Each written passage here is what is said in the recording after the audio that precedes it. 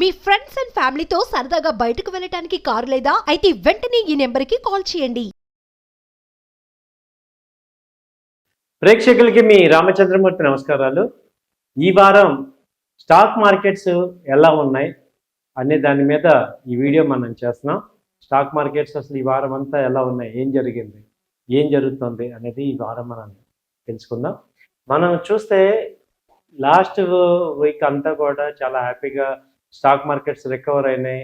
జనవరిలో ఇంకా ర్యాలీ వస్తుంది అనుకున్న స్టాక్ మార్కెట్ ఒక్కసారిగా ఈ వారం 16వ తారీఖు నుంచి 21వ తారీఖు వరకు దాదాపు 1300 పాయింట్లు నిఫ్టీ కోల్పోయింది. అలాగే సెన్సెక్స్ తీసుకుంటే దాదాపు 4000 పాయింట్లు సెన్సెక్స్ నష్టపోయింది.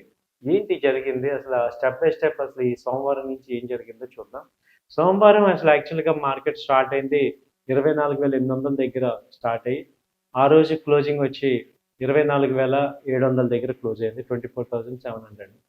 తర్వాత మేజర్గా మంగళవారం 17వ తారీఖు నుంచి 24,665 నుంచి ఫాల్ అయ్యి 24,420కి వచ్చింది. సో అది first sign of market fall అనేది. సో అది నార్మల్ కరెక్షనే కదా, ఇంత బాగా పెరిగింది కదా, కొంచెం కరెక్షన్ అనుకున్న వాళ్ళందరికీ కూడా షాక్ ఇస్తూ నెక్స్ట్ డే ఏమైందంటే ఈ ఫెడ్ వడ్డీ రేట్ల గురించి యుఎస్లో జరుగుతుంది కదా అని చెప్పేసి ఆ మార్కెట్ ఎఫెక్ట్ కోసం బుధవారం నాడు ఈ 17వ తారీఖు కూడా 18వ తారీఖు నాడు 24,280 దగ్గర క్లోజ్ అయింది. సో అక్కడికి దాదాపు 600 పాయింట్లు ఫాల్ అయింది. సో ఇక్కడ బాగానే ఉంటుంది, ఇక్కడ సస్టైన్ అవుతుంది అని అనుకున్న వాళ్ళందరికీ కూడా అశనిపాతంగా ఈ గురువారం 19వ తారీఖు 24,124,000 దగ్గర క్లోజ్ అయింది. సో దాదాపు ఆ సోమవారం నుంచి చూసుకుంటే 800 పాయింట్స్ డౌన్ అయింది. ఫ్రైడే ఒక్కరోజు తీసుకుంటే 24,000 నుంచి 23,630 దగ్గర క్లోజ్ అయింది. అంటే ఫ్రైడే ఒక్కరోజు ఒక్కరోజు 400 పాయింట్ల పైగా నష్టపోయింది. దాదాపు 1.5%, 1.6% ఫాల్ అయింది. టోటల్గా చూస్తే 1,300 పాయింట్లు ఫాల్ అయింది. సో సేమ్ ఇదే సెన్సెక్స్ కూడా టోటల్గా 4,000 పాయింట్లు ఫాల్ అయింది. సో ఏం జరిగింది ఎందుకు అని చూస్తే US fed interest rates next year వచ్చి ఎక్కువగా తగ్గించరు అని అంటున్నారు. దాంతో బ్యాక్ అంటే ఏంటంటే దానివల్ల ఏం జరగచ్చు అని ఆలోచిస్తే యుఎస్ ఎకానమీ గ్రో అవ్వకపోవటం, అన్ఎంప్లాయ్మెంట్ పెరగటం, అలాగే ఏదైతే అన్ఎంప్లాయ్మెంట్ ఉందని కొత్త గవర్నమెంట్ని ఎన్నుకున్నారో వాళ్ళు కూడా ఎటువంటి యాక్షన్ తీసుకుంటారో అనే యాక్షన్ ప్లాన్ లేకపోవటం, ఆ తర్వాత ట్రంప్ వచ్చిన రోజు నుంచి వన్ డేలో మనం యుక్రెయిన్ సమస్యను సాల్వ్ చేస్తానని ఇంకా ఏమీ మాట్లాడకపోవటం, అలాగే ఈ యుఎస్లో ఈ డాలర్ పెరిగిపోవటం, డాలర్ వాల్యూ పెరగటం వల్ల అందరూ కూడా ఈ యొక్క ఏ కంట్రీస్ నుంచి కూడా మనీ వెనక్కి తీసుకొని యుఎస్లో ఎకానమీలో రీఇన్వెస్ట్మెంట్ చేయటం జరుగుతుంది. సో దానివల్ల ఏమవుతుందంటే ఎమర్జింగ్ మార్కెట్స్ మనీ అంతా కూడా ఎమర్జింగ్ మార్కెట్స్కి వెళ్ళటం జరుగుతుంది. అలాగే యుఎస్ మార్కెట్స్లో ఇప్పుడు ఇన్ఫ్లేషన్ పెరగటం వల్ల ఏమైందంటే ఈ ఇంట్రెస్ట్ రేట్లు తగ్గించకుండా అలాగే స్టేబుల్గా 50 బీపీఎస్ తగ్గించారు. నెక్స్ట్ ఇంకా తగ్గించమనే వాటికి డాలర్ వాల్యూ పెరగటం, అక్కడి నుంచి ఈ అమౌంట్ అంతా కూడా బయట యుఎస్ అమౌంట్స్ అన్నీ కూడా ఎఫ్ఐఎస్ అందరూ కూడా వెనక్కి తీసుకొని అక్కడ యుఎస్ బాండ్స్లో ఇన్వెస్ట్ చేయడం వల్ల వాళ్ళకి ఎక్కువ ప్రాఫిట్స్ అక్కడ కనపడుతుంది. ఈ పరిణామాలు ఒక్కసారిగా ఊపందుకోవటం వల్ల ఈ యొక్క మార్కెట్స్ అన్నీ కూడా బాగా ఈ వీక్ డౌన్ అయినాయి.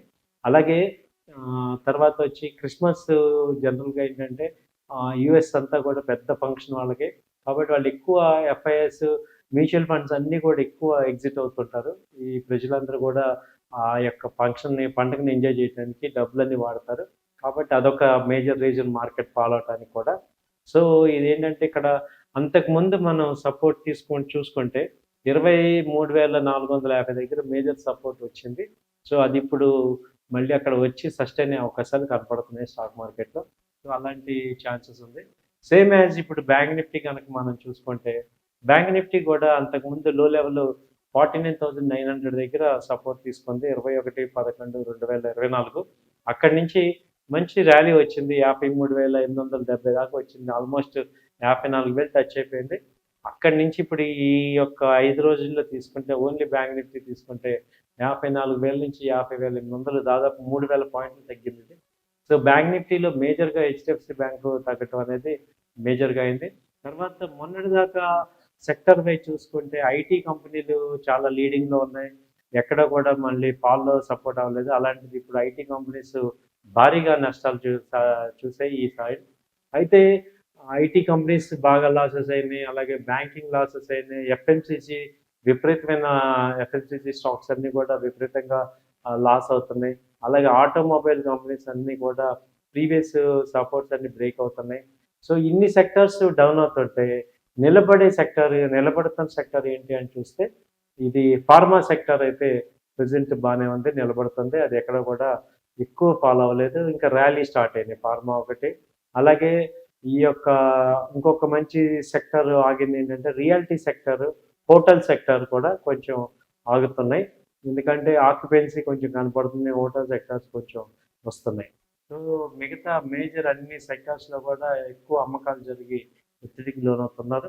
అయితే ఇది ఈ ప్రవాహం ఎంతవరకు ఉంటుంది ఏంటనేది జనవరి ఫస్ట్ వీక్లో కొత్త మళ్ళీ బడ్జెట్ ర్యాలీ వస్తుంది అనే ఎక్స్పెక్టేషన్స్ ఉన్నాయి. కాబట్టి ఇప్పుడు ఏం చేయాలి ఇలాంటి పరిస్థితుల్లో? మంచి సజెషన్ ఏంటి అంటే ఆల్రెడీ ఫ్రంట్ లైన్లో ఇన్వెస్ట్ చేసిన కంపెనీస్ అన్నిట్లో కూడా ఎవరైతే పెట్టుబడులు పెట్టారో వాళ్ళేమీ కంగారు పడాల్సిన అవసరం లేదు. అలాగే ఆ అమౌంట్ కనుక ఫ్రీ అమౌంట్ అయితే టెన్షన్ అవ్వకండి.